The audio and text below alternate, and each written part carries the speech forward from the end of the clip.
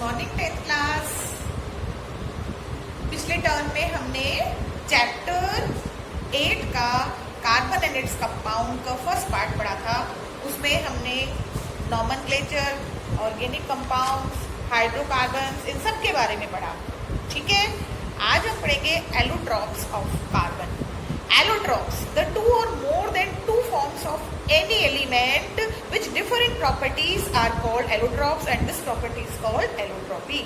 मतलब किसी भी एलिमेंट, कोई भी ऐसा एलिमेंट जिसके दो या दो से ज़्यादा फॉर्म्स पाई जाती हैं। कुछ ही एलिमेंट होते हैं, सबका नहीं होता ये।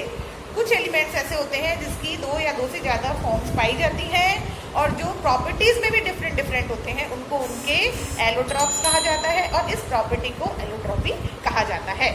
The carbon element exist in various forms in nature whose physical properties are different. For example, diamond, graphite, fullerene, etc. ये सब कार्बन के एलोट्रॉप्स होते हैं। डायमंड, ग्रेफाइट, फुलरीन, सब। These all are made up of carbon atoms. They have differences on the basis of type of bonding between carbon atoms. Different ये कैसे हैं?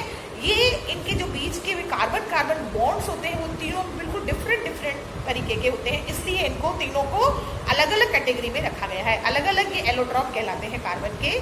We can classify the allotropes of carbon as follows. Carbon के देखिए crystalline allotrope और non crystalline allotrope, दो तरह के होते हैं कार्बन के एलोट्रॉप्स। क्रिस्टलाइन में आते हैं diamond, graphite and fullerene and non crystalline में आते हैं coal, coke, wood charcoal, animal charcoal, carbon and gas carbon. अब हम सबसे पहले क्रिस्टलाइन एलोट्रॉप के बारे में पढ़ेंगे। The allotropes in which carbon atoms for certain bond angle with certain geometry by arranging carbon atoms in a definite manner are called crystalline allotrope. पहला number है डायमंड का। ईच कार्बन एटम फॉर्म से rigid 3-dimensional tetrahedral by bonding with other 4 atoms of carbon in diamond। ये देखिए diamond की दे रखी है। हर एक एटम जो है दूसरे 4 एटम्स से जुड़ा हुआ है। इनकी बॉन्डिंग जो है हर एक कार्बन एटम की 4 कार्बन एटम से बॉन्डिंग होती है। It is the purest form of carbon. ये कार्बन की बिल्कुल प्योरेस्ट फॉर्म है, बिल्कुल प्योर कार्बन होता है डायमंड के अंदर। The distance between carbon in 1.54 Armstrong. It is non-conductor of electricity because the 4 valencies of carbon is attached with 4 other carbon, so free electrons are not present। और हमको ये बात मालूम ही है कि जब तक फ्री इलेक्ट्रॉन्स फर्निश नहीं होते हैं किसी भी चीज़ में सोल्यूशन में डालने पर या कैसे भी, तब तक उसमें इलेक्ट्रिसिटी की कंडक्टिविटी नहीं होती है। इसलिए डायमंड जो होता है इसमें कोई फ्री इलेक्ट्रॉन नहीं पाया जाता। हर एक कार्बन एटम 2 से 4 कार्बन एटम से जुड़ा हुआ होता है, इसलिए इलेक्ट्रिसिटी का कंडक्टर नहीं होता है। 3-dimensional network of strong covalent bond is present in the structure of diamond, so it is the hardest substance till date। आज तक की डेट में अगर कोई कार्बन का हार्डेस्ट सब्सटेंस है तो वो डायमंड कहलाता है। आया समझ में? The melting point of diamond is 3843 Kelvin। The diamond is transparent due to pressure of rocks on layers of coal. Diamond can be synthesized from pure carbon at high temperature and pressure. Diamond कैसे बना? क्या हुआ? ये कोयले की खान में मिलता है, आपको सबको पता है ना, कोल के बीच में मिलता है डायमंड। तो हजारों साल पहले बहुत ही अंडर हाई प्रेशर और हाई टेम्परेचर में ये दबा हुआ रह गया कुछ, तो वो इस तरह से हाई प्रेशर के कारण वो धीरे धीरे क्रिस्टल्स के रूप में चेंज हो गया और वो धीरे धीरे उसने डायमंड का रूप ले लिया। ठीक है। Uses of diamond in cutting of glass. Glass cut कभी आपने देखो ग्लास को काटते हुए, तो ग्लास को काटने की जो मशीन होती है उसमें आगे डायमंड लगा होता है जिससे कि वो ग्लास इजीली कट जाता है। In machines for cutting of rocks and stones. In manufacturing of needle of phonogram. Phonogram की निडल इससे बनती है। In manufacturing of many precious jewellery. ये तो आपको सबको ही पता है। Graphite. Graphite is made from the word grapho which means writing. Grapho मतलब राइटिंग, ग्राफ बोलते हैं ना, graphics. Our writing pencils contains graphite. हमारी जो पेंसिल्स होती है ना, हम जो पेंसिल काम में लेते हैं उसकी जो लेड होती है वो ग्रेफाइट की होती है। In graphite each carbon atom form से hexagonal ring by bonding in a plane with other 3 carbon atoms. Hexagonal form में होते हैं और बॉन्डिंग होती है दूसरे 3 कार्बन एटम्स के साथ. One bond among these is A double bond which satisfy the valency of carbon. एक बॉन्ड तो होता है डबल और 2 होते हैं सिंगल. 3 बॉन्ड्स होते हैं ना टोटल, तो 2 सिंगल होते हैं, एक डबल होता है, क्योंकि कार्बन की 4 वैलेंसी होती है, भी पढ़ाया मैंने आपको. तो अपनी कार्बन की वैलेंसी को ये सेटिस्फाइड करता है. In the structure of graphite, hexagonal plane form layer structure by arranging the plane one above the other. ये देखिए, इधर रखिए, इसमें आप अपनी बुक में देखिए स्ट्रक्चर ऑफ ग्रेफाइट. एक लेयर दूसरी लेयर के ऊपर, इसलिए स्लिपरी होता है ये, सॉफ्ट होता है ये. One layer can slip over the other layer due to large distance and weak bond between them. जैसे डायमंड में मैंने बताया कि इनमें बहुत स्ट्रॉन्ग बॉन्ड होते हैं. 4 कार्बन एटम, एक कार्बन एटम 4 कार्बन एटम से जुड़ा हुआ होता है, इसलिए हार्डेस्ट सब्सटेंस होता है. लेकिन इसमें क्या होता है कि लेयर के ऊपर लेयर पाई जाती है, इसलिए एक दूसरे के ऊपर स्लिपरी होती है. और इनके बीच में जो होता है, जो डिस्टेंस होता है एटम्स के बीच में, वो बहुत ज़्यादा होता है. Graphite is a conductor of electricity due to the presence of free electrons and space between 2 layers. Graphite is a soft substance of black color. It is smooth and slippery material. It is shiny substance. Uses: graphite is used in pencils. It is used as a lubricant. It is used in making electrodes. It is used to polish on the iron objects.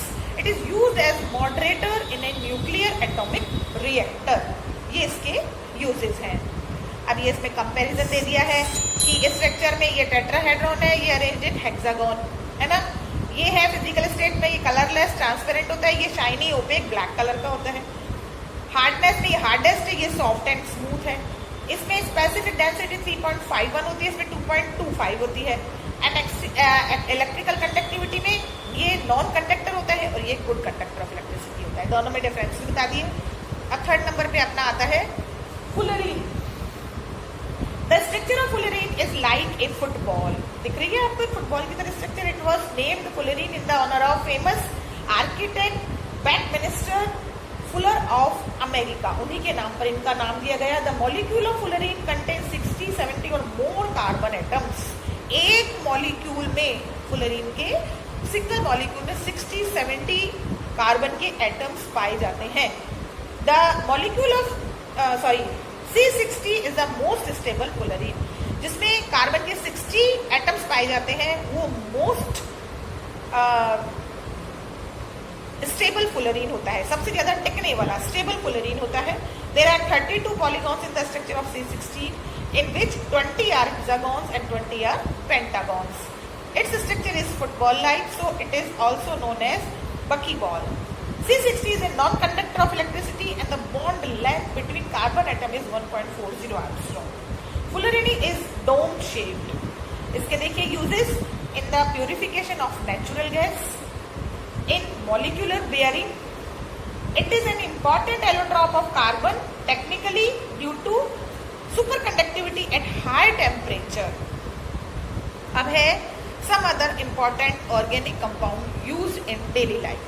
अब ये तो हमने सारे organic compounds के बारे में पढ़ लिया. अब कुछ ऐसे ऑर्गेनिक कंपाउंड्स हैं जो हमारे डेली लाइफ में काम आते हैं. क्लोरोफ्लोरोकार्बन और फ्रियोन्स. Chlorofluorocarbon CCl4. ये क्लोरोफ्लोरोकार्बन ये होती है ना, इसमें जो निकलती है अपने रेफ्रिजरेटर वगैरह में से जो गैस निकलती है, क्लोरोफ्लोरोकार्बन ही कहलाती है. CCl4 बोलते हैं इसको. Polychlorofluoroalkane are called freons when chlorine and fluorine on combination with carbon atom form a compound, then such a compound is called chlorofluorocarbon CFC, which is also called freon. Preparation of freon कैसे बनता है देखिए. freon 11 is obtained by the reaction of carbon tetrachloride CCl4 को जब and hydrogen fluoride HF hydrogen fluoride दोनों की reaction कराई जाती है. इसमें कौन सा कैटलिस्ट होता है? SbCl5. इनकी प्रेजेंस में कराई जाती है तो CCl4 और F बनता है. ट्राइक्लोरोमोनोफ्लोरोमेथेन फ्रियोन 11 बोलते हैं इसको, प्लस HCl बनता है. Nomenclature of freon. The nomenclature of freon is based on number of carbon, hydrogen and fluorine atoms present in the molecular formula of freon, that is freon XYZ, where X number of carbon atoms in freon molecule, Y number of hydrogen atoms present in freon molecule and Z number of fluorine atom present in freon molecule. ये कितने सारे freons दे दिए CF, Cl3, CF2Cl2, C2F2Cl4, C2F3Cl3। अब है uses of freons use in the form of inert solvent used as a coolant in refrigerators, air conditioner and cold storage. Compressed natural gas. Compressed natural gas is called CNG. It contains mainly methane and some other hydrocarbons.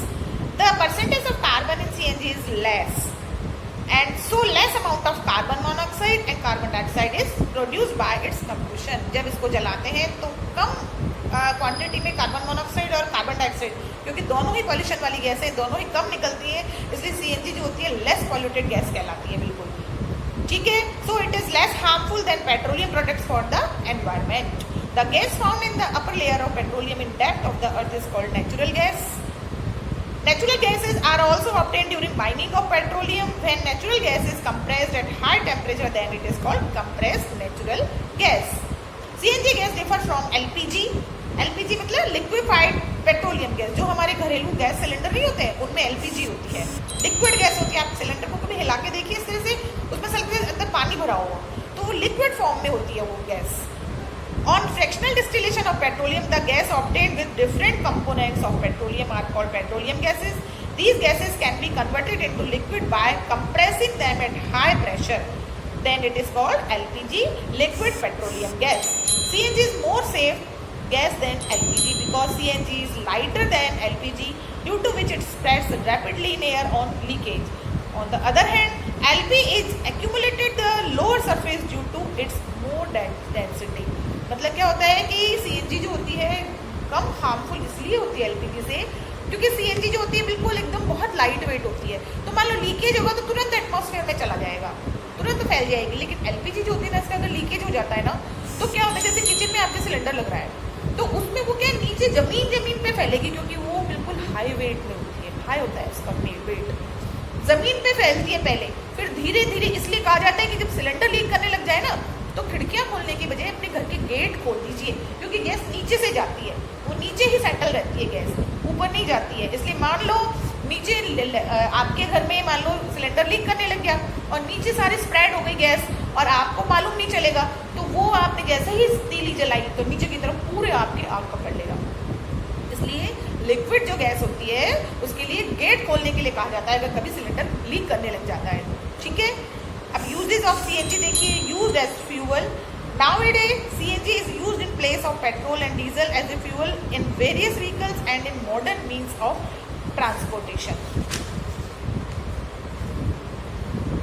अब है polymers.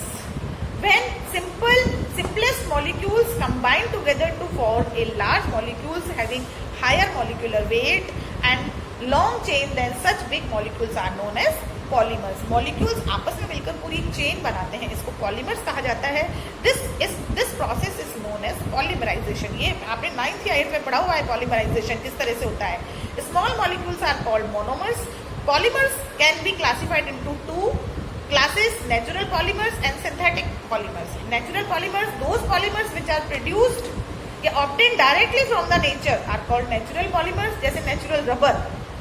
This is obtained from a tree in the form of liquid which is called latex. Natural rubber is a polymer of isoprene. ये इसमें इसका formula दिया हुआ है, CH2 double bond CH, C double bond CH2 और इस पे एक चेन बनी हुई CH3। आइसोप्रीन कहा जाता है इसे। और ये पॉली आइसोप्रीन, इनके मॉलिक्यूल्स आपस में मिलकर पॉली आइसोप्रीन नेचुरल रबर बनाते हैं। Latex is converted into solid by adding acetic acid. The rubber so obtained has low elasticity and low tensile strength. It is heated with sulfur for increasing its elasticity and tensile strength. This process is called vulcanization. मतलब rubber जो होता है उसका एक processing किया जाता है जिसमें कि वो जो उसकी इलास्टिसिटी होती है उसको बढ़ा दी जाती है। डायरेक्ट आपको जो मिलता है उसकी इलास्टिसिटी बहुत कम होती है, तो इस प्रोसेस को क्या बोलते हैं, वल्केनाइजेशन कहते हैं। The rubber so obtained is less resistant to absorption, rigid and hard and more elastic. आया समझ में। अब है synthetic polymer. The man made polymers are called artificial polymers. और synthetic polymers for example artificial fibres, plastic, synthetic rubber etcetera. 8th class में पढ़ाइए पूरा chapter synthetic fibres वाला।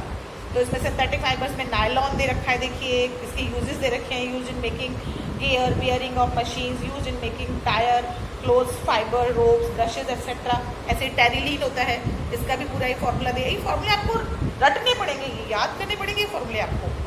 यूजेस भी दे रखे हैं, ऐसे रेयन होता है, ऐसे ही प्लास्टिक में पॉलीथीन होता है, पॉलीविनाइल क्लोराइड होता है, इसके यूजेस पॉली एक्रिलोनाइट्राइल और ऑरलॉन होता है। ये सब आर्टिफिशियल पॉलीमर्स हैं, इनके यूजेस और सिंथेटिक रबर दे रखा है। तो ये आप अपने ये फॉर्मूलाज जो दे रखे हैं ये आपको याद करने पड़ेंगे, ठीक है। नायलॉन, रेयन, टेरिलीन, इनके सबके ऑरलॉन और सिंथेटिक रबर, ठीक है। तो ये आज अपना चैप्टर बच्चों पूरा हो गया है। इसमें क्वेश्चन आंसर्स में देखिए मल्टीपल चॉइस तो आप अपने आप ही करते हैं। शॉर्ट आंसर्स की वर्कशीट मैं दूंगी आपको, सॉरी वेरी शॉर्ट आंसर्स की, और शॉर्ट आंसर्स और लॉन्ग आंसर्स इसकी मैं आपको क्या, या तो मैं जूम पे आपको समझाऊंगी जब भी पढ़ाऊंगी आपको, या फिर मैं आपको इसका पूरा वीडियो बना के दूँगी, ठीक है। समझ में आ गया सब बच्चों को? और जो चीज़ तुम लोगों को समझ में नहीं आई है तो आप में से व्हाट्सएप करके पूछ सकते हैं, ठीक है। Okay, bye bye.